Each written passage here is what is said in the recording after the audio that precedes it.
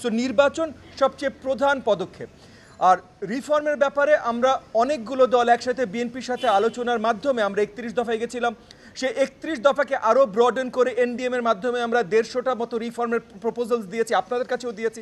এই সব কিছু বাস্তবায়ন করার জন্য আমরা অলরেডি প্রতিজ্ঞাবদ্ধ, এবং এর ভেতরে কমিশনগুলো যে রিফর্ম প্রপোজালগুলো নিয়ে আসছে, যেগুলোতে 31 দফার সাথে একসাথে একমত পোষণ করে, অন্য আমরা ঐক্যমতে যতগুলো দল আছে তারা সব একমত পোষণ করে, সেগুলো তো মাননীয় খসরু ভাই যেটা বললেন যে ইতিমধ্যে এটা বাস্তবায়ন করা যেতে পারে। তাহলে সময় ক্ষেপণের কোনো প্রয়োজন নেই নির্বাচনের জন্য। নির্বাচন প্রথমত দরকার, কারণ কোনো সরকার কোনো বড় ডিসিশন নিতে পারে না জনগণের ম্যান্ডেট ছাড়া। আমরা যতগুলো সংস্কার করতে চাই লোকাল নির্বাচন করবার জন্য, লোকাল নির্বাচনে কী ধরনের মার্কা যেতে পারে না যেতে পারে, সেটার এরিয়া ডিমার্কেশন কিভাবে হবে না হবে, এগুলো অনেক ধরনের ডিসিশনস এখনও আছে। এই ডিসিশনসগুলো আমরা এমন জায়গায় নিয়ে দিতে হবে যেখানে জনগণ একটা ডিসিশন অলরেডি দিয়েছে।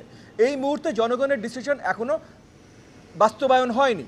আর দ্বিতীয়ত দরকার, কারণ সব আন্দোলনই কিন্তু ছিল জনগণের হাতে তাদের ভোটের ক্ষমতা ফিরিয়ে দেবার জন্য।